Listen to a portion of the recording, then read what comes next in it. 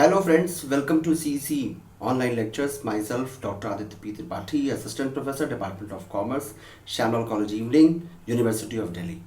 I'm once again here with you to continue our discussion on the topic of labor variances. This is going to be part 2 of my lectures on labor variances. In the previous lecture of mine, my dear students, I tried to explain you how to calculate labor cost variance, then rate variance, and efficiency variance. So basically, I tried to explain you how to compute labor cost variance and then justify it. In today's lecture of mine, we'll go one step ahead of the previous procedure where we simply understood how to calculate cost variance and then justify it. In today's lecture of mine, we'll take up an advanced numerical and then we'll try to understand, we'll try to apply those formula into our computation process. So with this agenda of today's lecture, let's start our today's discussion. Before I tell you what we have to do today, let's recapitulate what we have studied. The formula for labor cost variance, which is standard cost minus actual cost. The formula for labor rate variance, it was standard rate minus actual rate into actual hour. And for labor efficiency variance, it was standard hour minus actual hour into standard rate. So with this understanding of the basic formula which we have discussed up till now, let's go ahead for justifying the labor efficiency variance. So my dear students, labor efficiency variance is basically telling us about the extent of efficiency our labor is actually producing or exhibiting. So whether my labor is efficient or not, this is something which I need to justify. So I have to actually justify, I have to actually examine whether my labor is efficiently working or not. And if they're not working, in what form can we witness those laxities, or you can say those problems, those variances in terms of our computation process. So labor efficiency variance, when we have to justify what can be the possible reason of reasons for variance, what can be the possible reason for my labor not being so efficient. That reason can be either the mixed variance. Mixed variance means, suppose if we are using more than one grade of labor or worker, suppose I'm making use of more than one type of labor, say skilled and semi-skilled labor, then in that case, ideally I'm supposed to apply a proportion of the grade of labor. But suppose if I'm not using the labor in the right proportion, or the proportion which is in the proportion which is prescribed to me, then obviously we are supposed to witness some variance. And if it is negative, then it becomes a point of concern for us. After mixed variance, there can be a possibility that there is some idle time variance. This idle time variance can be from either side. It can either be from the side of worker or from the producer side, from our side. There might be a possibility that I could not ensure the continuous supply of raw material, and cause of which my worker is sitting idle. There is no proper supply of raw material, and because of that, the worker is sitting idle. Or there can be a possibility that I have locked out my business. There are chances where it is from the worker side, worker may go on strike. There can be some idle time variance. There can be some idle time owing to the labor's side also, labor's inefficiency also. There might be a possibility that your labor is continuously busy on phone calls, or is going to washroom several times. So there can also be a reason that there is some idle time, and that idle time need to be computed. So after mixed variance, the second component which comes in front of us is the idle time variance. And eventually we have to compute the yield variance, where we try to compare the standard yield with the actual yield. My dear students, before I show you the formula of yield variance, at times there is a confusion across the students, that they come to me and report this problem, that sir, in certain books we are finding a formula like standard yield minus actual yield, whereas in some other books it is actual yield minus standard yield. My dear students, need not to worry. Any formula you can use for this particular purpose, but always remember that if your actual yield is less than standard yield, then you have to assign an adverse tag. If your actual yield is less than the standard yield, then obviously you have to assign the tag of adverse to your answer. That is the only point of difference. Otherwise, either way you can compute the differences. So now we have understood that in order to justify the labor efficiency variance, we may have to calculate labor mix variance, labor yield variance, and idle time variance. So let's start with the formula of these, and then afterwards we'll go for solving a numerical with the help of these formula. So let's first start with the idle time variance. What is idle time variance? Idle time variance actually represents the portion of the labor efficiency variance which is due to abnormal idle time. See, there is a normal idle time and there is an abnormal idle time. If my labor is not having idle time is not having idle time abnormally, then obviously there is no idle time, so eventually we don't calculate any idle time. But suppose if my labor is sitting idle for more than what normally they are actually sitting idle, the duration for which they are normally sitting idle, if more than that the labor is found idle, then obviously there is supposed to be an idle time. And if we are reported with the idle time, it's our duty to calculate, to compute the idle time variance. Now, how to calculate idle time variance? It is very simple to calculate. Very simple formula for it. We have idle time variance is basically idle time. The formula for it is idle hours into standard rate. So idle hour is reported by the problem, by the factory. In case of your situation, in your case, it will be the question which will give you the idea that this is the idle hour reported, and accordingly you will calculate idle time variance. So idle hours are given. Idle hours into standard rate is equal to idle time variance. And remember, my dear students, it is always negative, because idle time is never favorable for us. It is always going to give us the adverse kind of answer, adverse kind of response. So idle time variance, there is no problem worrying about which tag we need to assign. We need to always assign it a tag of what? The adverse, because it is going to cause adversely, it is going to affect my cost adversely. That's why we assign it a tag of adverse variance. Now, after understanding labor idle time variance, we'll understand how to calculate labor mix variance. It is just like material mix variance. When we are using more than one type of material, then we were computing material mix variance. Similarly, when we are using more than one type or grade of labor or workforce, we are supposed to calculate labor mix variance. Now, what is the formula for that? Labor mix variance, for this we have the formula revised standard hour minus actual hour into standard rate.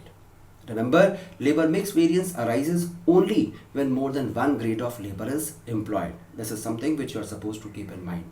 If your factory is using only one type of labor, then there is no point computing labor mix variance. Remember, actual grade of worker, if it differs from the specified one, then only this labor mix variance occurs. If we talk about revised standard hour, it is actually the application of standard composition, standard ratio of different grades of labor into the actual hours consumed. That's why we call it revised standard hour. Actual hour will be reported in the question. Standard rate per hour will always be given in the question. So with the help of this formula, we can very easily compute labor mix variance. So now I have told you the formula for idle time variance, then labor mix variance. Let's move ahead towards labor yield variance. Now, what is labor yield variance? As we understand, yield is what? Yield is the production. At times, the question may report us the actual output with a given labor, that is the standard labor, or at times they can provide us the standard labor hour. That the standard labor hour, what we are produced to, that is something which is given in the question. So we shall be considering that particular hour only for the purpose of our computation. So you need not to worry if the question is not reporting about the actual output, and in place question is reporting us that equivalent to the actual output, this much of labor hour we have produced. So that labor hour becomes, it is as good as the product given to us. I'll be taking up the similar kind of numerical where the production is not given, and I'll show you how to calculate different types of labor variances. So for labor yield variance, the formula is actual yield minus standard yield into standard labor cost per unit of output. So here the AY or actual yield, AY stands for actual yield, SY stands for standard yield, and SLC stands for standard labor cost per unit of output. So this is the formula for labor yield variance. Now, once we have understood all the formula, it's time for us to apply the same in a numerical problem. So let's apply these formula into a numerical problem.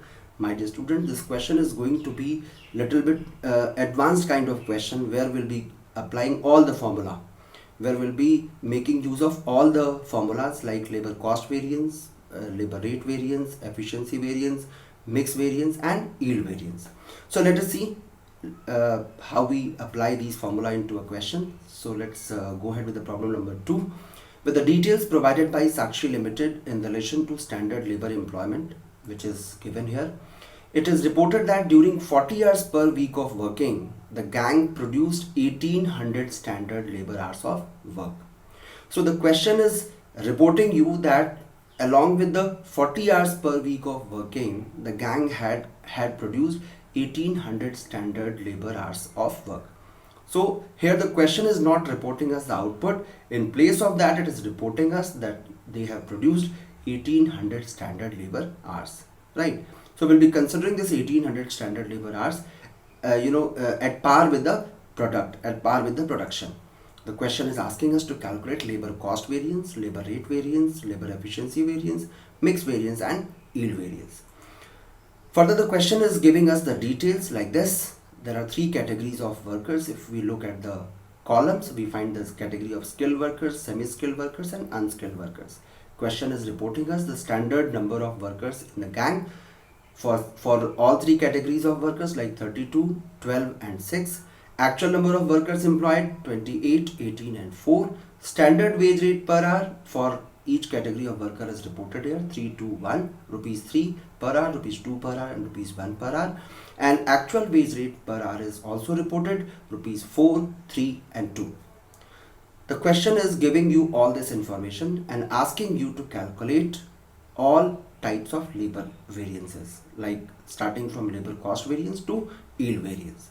So my dear students, before solving this question, we have to keep this thing in mind that we'll have to first calculate the standard labor cost and actual labor cost for each type of labor, for each grade of worker. Say for an instance here it is skilled labor, semi-skilled labor and unskilled labor. So let us solve it. We'll first calculate the standard and actual cost for each category of the worker. So let's start with the skilled workforce.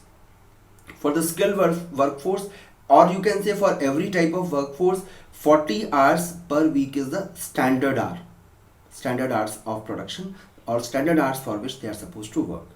So as per standard, we have to deploy 32 workers in the category of skilled workers and 40 hours if they are working. 32 into 40 total hours becomes 1280 hours, right? So 40 hours we are using here because 40 hours per week they are working, 32 workers are working. So total hours which they are supposed to produce here is 1280 hours.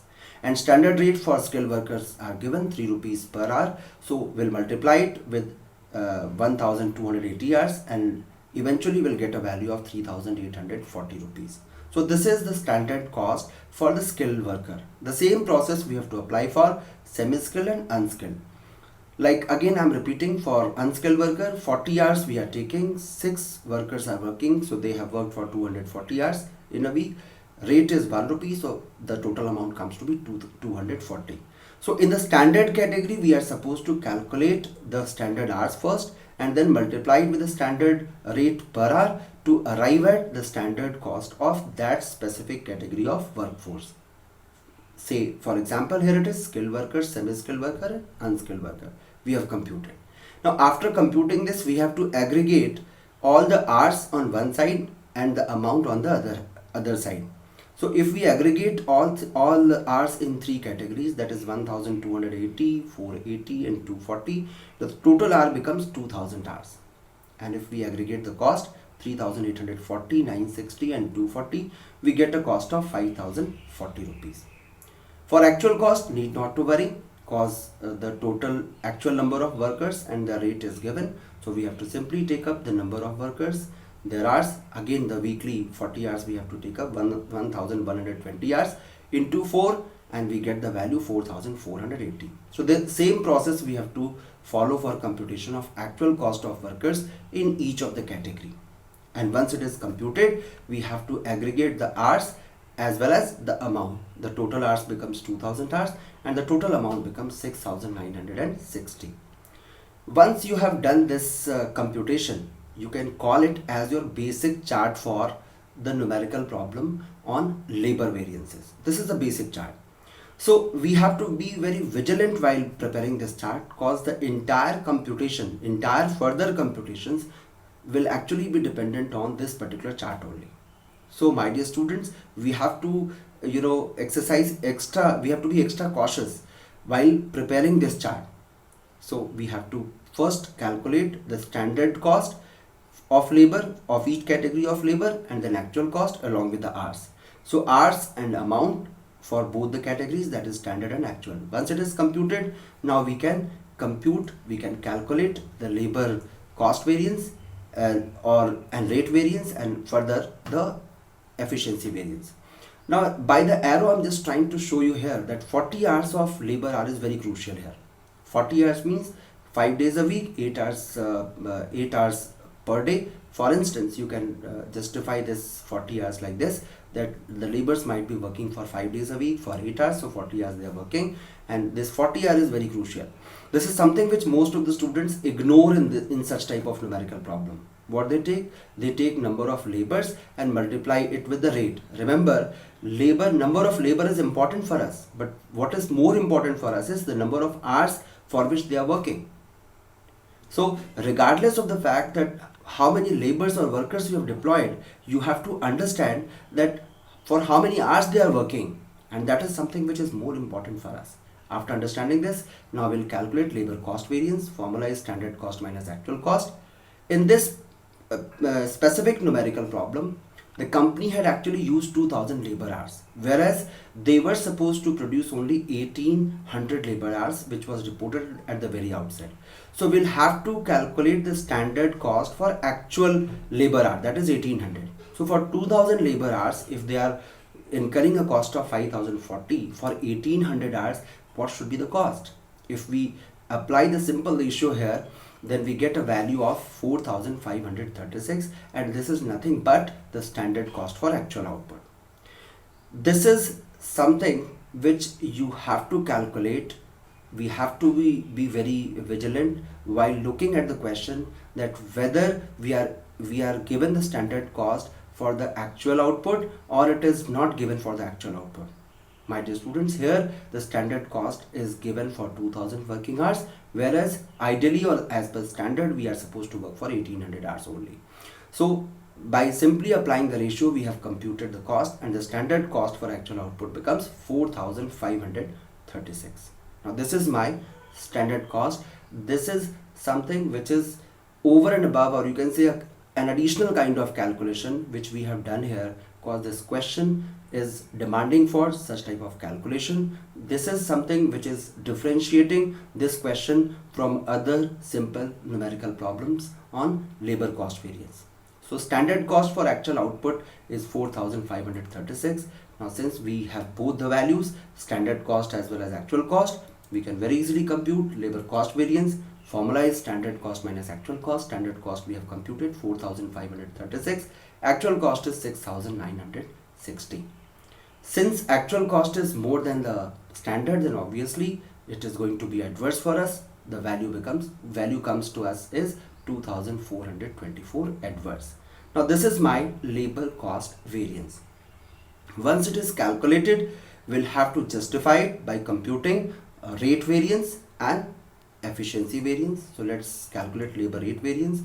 Here in this numerical problem, we'll have to calculate labor rate variance for each category of labor, each grade of labor, starting from the skilled, semi-skilled to unskilled. So we have to take care of all three categories of labor. So the same formula we have to apply thrice. 3 times we have to apply the same formula. Formula is standard rate minus actual rate into actual hours. The same formula which we have used earlier also. For skilled category, the standard rate given in the question is ₹3, actual rate is ₹4. So as per standard, you are supposed to pay ₹3 per hour, but you have paid ₹4 per hour. It means you have paid extra. Obviously the answer is supposed to be adverse. And what is the actual hour reported in the question? 1120 hours. So 1120 into 1120 adverse. For semi-skilled category, standard rate was ₹2. We paid ₹3. ₹1 extra we have paid. 720 hours we have deployed, for which laborers have Worked in semi-skilled category, so again it is 720 adverse. Under unskilled category, the standard rate was 1 rupee and actually it is 2 rupees. Again 1 rupees extra we have paid for 160 hours, so 160 adverse. Once it is computed, we have to aggregate all three costs and it becomes 2000 adverse. So labor rate variance comes to be 2000 adverse. After computing labor rate variance, we have to calculate labor efficiency variance. The same formula, standard hour minus actual hour into standard rate. Again the process is the same. Just like for rate variance, we have done the computation for each category of labor. Here also we have to follow the same process. So for skill category, 11,052 hours. This is something which we have computed here and I'll tell you how to calculate it. 1152 hours minus actual hour is 1120 into standard rate is 3. So standard hour is 1152, whereas we have worked for 1120 hours. So 32 hours extra we have worked into 3 rupees 96. We can say that actual hour is less than the standard hour, so 96 favorable. For semi-skilled category, 432 minus 720, rate is rupees 2, 576 adverse, cause actual hour is more than standard hour. For unskilled category, 216 hours we were supposed to work, we worked for 160 hours only, so 56 rupees favorable. Now we have to take up all favorable items on one side and then adjust it with the adverse one. Since the value of adverse is greater, so efficiency variance is supposed to be on the adverse side and we get a balancing figure of 424 adverse. My dear students, here I'll tell you the standard hour which we have computed here.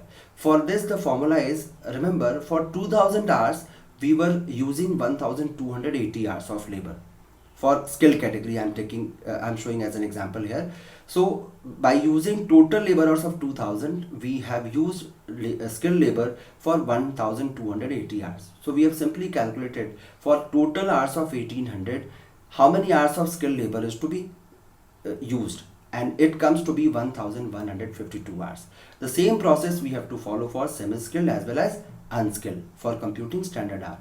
Why are we doing this kind of calculation? Cause the standard is not given for the actual hour, for actual production. For actual production we have to justify, we have to recalculate, and this is what we have done here.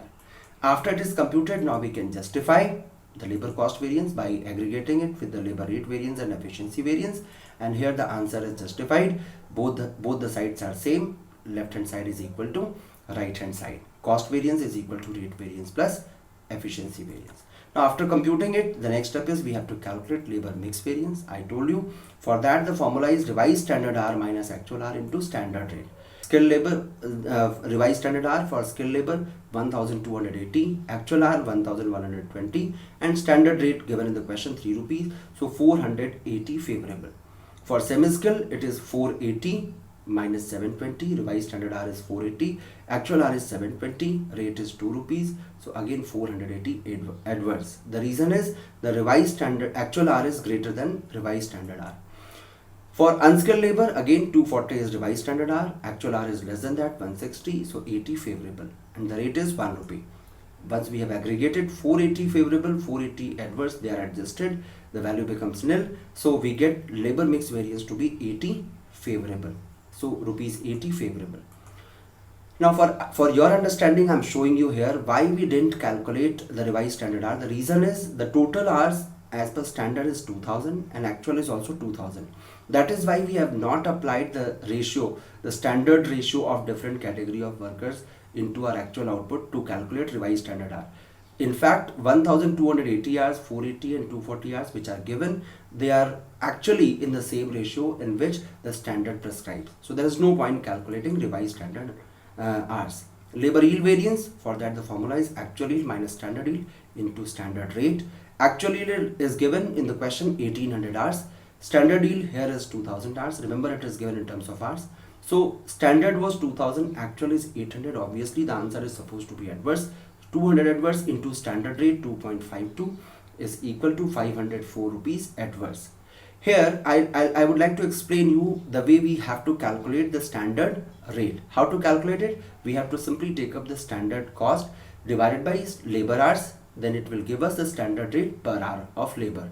So it comes to be 2.52. You can simply go to the basic chart which we have computed, which we have prepared at the very outset, and apply the same, take up the value from the same and compute the standard rate of 2.52. Once it is computed, you can simply multiply it with the differential value of actual yield and standard yield, and it comes to be 504 adverse. Since mix and yield both are computed, we can justify labor cost variance is equal to labor rate variance plus yield variance. Cost variance is 2424 adverse. Rate variance came to be 2000 adverse, and the yield variance came to be 424 adverse. Left hand side is equal to right hand side. The same is for labor efficiency variance. It came to be 424 adverse, which is justified by 80 rupees of favorable labor mix variance and 504 of adverse efficiency variance. And in this way, the left hand side becomes equal to the right hand side. So in this way, my dear students, we have applied the different formulas for labor variances in a single question. The only point which was not here in this question is idle time variance. For that, you need not to worry, because if the question reports about idle hours, you have to simply take up that idle hour and multiply it with the standard rate to calculate the idle time variance. Some of the books, some of the experts, they feel that idle time variance is not part and parcel of mixed variance, rather it should be part of labor cost variance. So regardless of this kind of differences, either we can put it under the category of labor mixed variance, or we can put it in the category of labor cost variance. In any case, it is going to affect our business adversely, and that will always have a tag of adverse. So for this particular lecture, I would suggest you that it should be part and parcel of labor efficiency variance, because in any case it is going to occur because of inefficiency of my workforce. So rationally speaking, if you ask me, I would suggest that idle time variance must be part of labor efficiency variance, because it is going to affect our efficiency negatively. So in this way, my dear students, we have discussed the different types of labor variances in these two lectures. I tried to make you understand how to calculate different types of labor variances and draw the inferences out of it. Remember, out of three components of our cost, that is material, labor and overheads, this was the second component of cost, that is labor, and by using that we have computed different types of labor variances. In the next lecture of mine, I'll come up with the overhead variance, and then we'll tell you how to calculate the different types of overhead variances. I hope you must have understood and enjoyed today's lecture of mine on labor cost variance. Thank you so much.